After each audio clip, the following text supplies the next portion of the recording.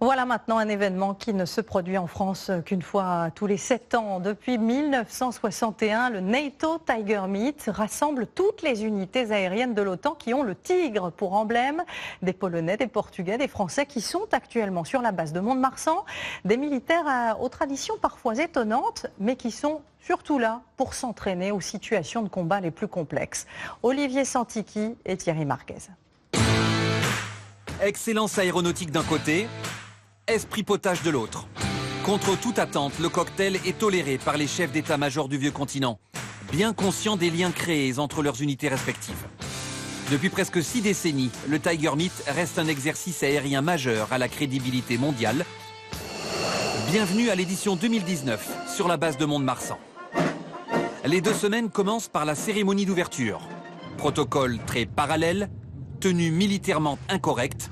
1500 aviateurs de 9 nations européennes fêtent leur plaisir de se retrouver d'une année sur l'autre.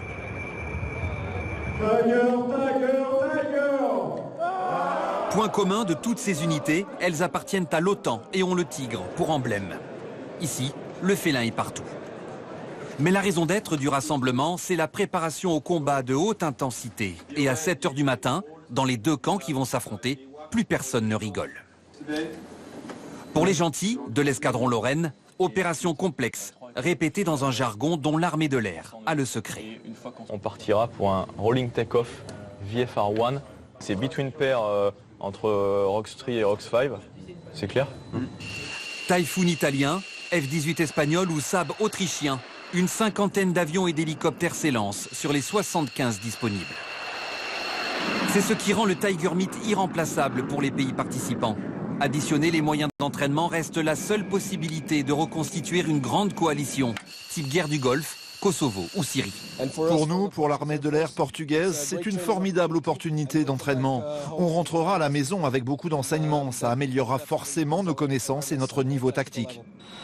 Développer la coopération, comme pour ce vol au cours duquel des Alpha Jets français doivent bombarder fictivement un objectif au sol. À leur côté, des rafales de protection. Face à eux, en affrontement simulé, des F-16 portugais. Commandés depuis la base, dans cette salle de coordination, ils jouent le rôle des méchants. Et pour eux, ça ne va pas fort. Kyril 21 dead. Ils sont tous morts les raids. En fait, si les Français font des étincelles, c'est aussi parce que les Portugais sont bridés par le responsable de l'entraînement. Aider l'adversaire à progresser, s'entraider lors des déploiements à l'étranger, une réalité aussi entre mécaniciens très sollicités. Au sein d'un village peu réglementaire, l'esprit d'équipe est cultivé depuis 1961. Doc est un ancien, désormais gardien du temple. Il préserve cette autogestion totalement inédite dans le monde militaire. On est indépendant. Ça n'a pas toujours été facile, mais la cohésion de ce groupe est plus forte que tous les politiciens ou quartiers généraux. C'est la force de cette communauté. Mais au-delà du décorum et de la solidarité, les pilotes remettent les compteurs à zéro tous les jours. Ils restent des compétiteurs acharnés, pressés de donner de nouveaux coups de griffe.